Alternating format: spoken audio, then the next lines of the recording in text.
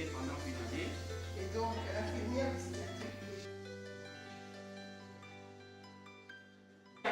Bonjour toutes et à tous, vous êtes bien toujours sur MC.News TV.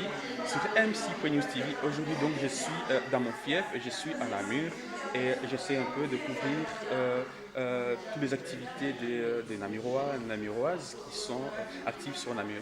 Et aujourd'hui je reçois plus spécialement notre chère sœur, notre maman, qui va devoir se présenter tout seul dans quelques secondes tout à l'heure. Donc comme je le disais, bonjour madame. Voudrez-vous vous présenter aux auditeurs du MC.News TV? Je suis Miroy Kizami. Je suis la déléguée à la gestion journalière du comité afro depuis 2007 en tant qu'Africulture Namur. Et ensuite, en 2013, nous sommes devenus ASBL, l'Association sans but lucratif, sous la dénomination du comité afro-européen. Et à retenir, à part la visite sur notre site internet, à retenir, c'est que nous travaillons avec la diaspora africaine pour mettre en place des actions en Afrique. La diaspora africaine. Nous ne sommes pas une ASBL nationaliste. Donc quand je parle nationaliste, il ne faut pas le voir du côté négatif. Ça veut dire que nous ne sommes pas une association d'origine congolaise ou d'origine béninoise ou d'origine si. C'est vraiment une association d'origine dont les membres sont d'origine africaine. Et chaque action qui est développée en Afrique, ça peut être au Maroc, ça peut être au Mali, ça peut être au Bénin, au Congo, en Afrique du Sud, mais vraiment l'Afrique à part entière. Oui, merci. Et aujourd'hui, pour quelle raison vous avez fait venir aujourd'hui MC.News TV, en tout cas dans ce locaux, pour quelle raison nous sommes là aujourd'hui? Mais en fait, c'était une opportunité qu'il ne fallait pas rater. Donc, au niveau des Nations Unies, ils ont déclaré 2015-2024 décennie des personnes d'origine afro-descendants, donc les afro-descendants. Et au niveau du comité, toutes nos actions sont inscrites dans cette décennie, dans le sens où nous avons envie de savoir est-ce que les afro-européens ont un apport dans le pays même, le pays d'accueil. Et ici, cette particularité, aujourd'hui, en tout cas, lorsque j'ai été contactée par une des personnes qui régulièrement intervient dans nos actions à chaque fois que je l'interpelle, qui est Maudit, en fait, c'était il y a une commission, il y a un groupe qui a été désigné pour rencontrer les personnes noires, nous, la société civile, les structures afro-européennes, parce qu'en fait, on se rend compte qu'après avoir déclaré, l'ONU a déclaré la décennie des afro-descendants, on se rend compte qu'il y a peu de choses qui bougent. Donc maintenant, quid? Qu'est-ce qui se passe? Et ils avaient envie d'entendre un peu ce qui était facilité. Voilà, nous les avons invités à Namur, nous les avons accueillis et on a pu entendre, vous avez pu entendre les différents témoignages par rapport à ce qui fait que, même si en tant que Noirs, on est né ici en Belgique, malheureusement ou heureusement, on est toujours considéré comme étranger. Ça fait 40 ans que je vis en Belgique et je connais toute la Belgique parce que j'ai eu la chance de sillonner, de vivre un peu partout, tant du nord que du sud, mais on reste noir, on reste étranger. Donc en tant que nouvelle Belge, je resterai noire parce que j'ai mes papiers d'identité, mais je ne peux pas graver ma carte d'identité sur mon front. Mon identité, je la porte en permanence.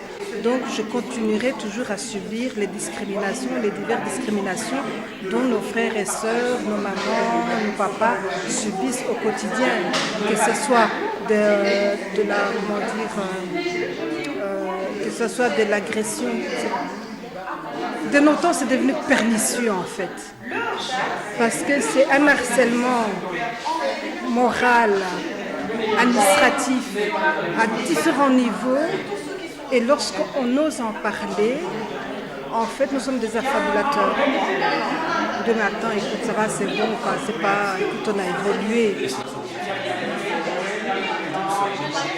Oui, ça dérange. Ça dérange, mais ce que je souhaite, c'est que l'État belge prenne conscience qu'il n'est pas normal qu'une communauté qui vient régulièrement avec des plaintes, que ce soit par rapport à la violence conjugale, que ce soit des plaintes en tant que personne individuelle, que ce soit structurel ou quoi que ce soit, qu'on ne prenne pas cette personne en considération.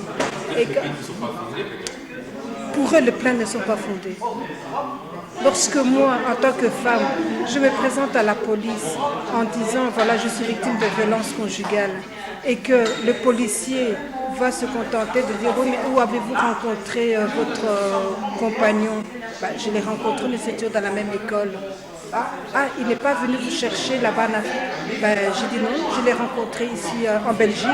Ah bon, oui, vous savez, la femme africaine, elle est habituée à recevoir...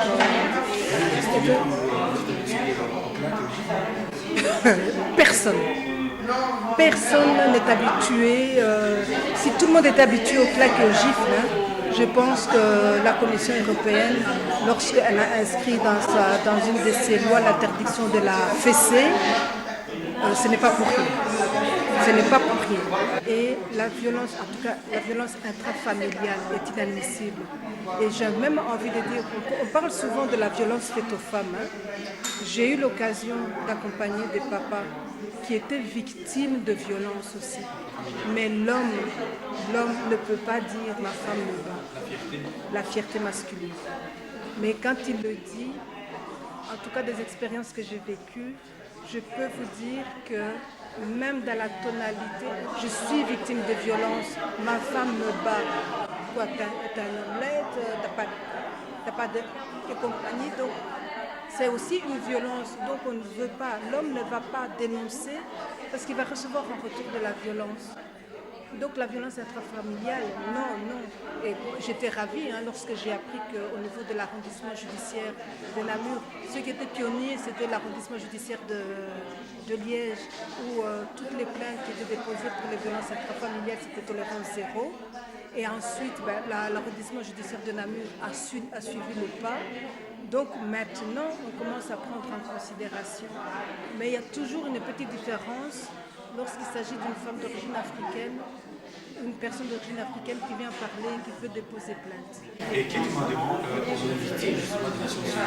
Quelle heure demandez-vous d'aller justement plaider pour le petit? Oui. En fait, c'est du fait qu'eux doivent nous rencontrer. Donc il n'y a pas qu'un amour. Ils ont eu des rencontres à Anvers, ils ont eu des rencontres à Bruxelles, à Charleroi, à Liège. En tout cas,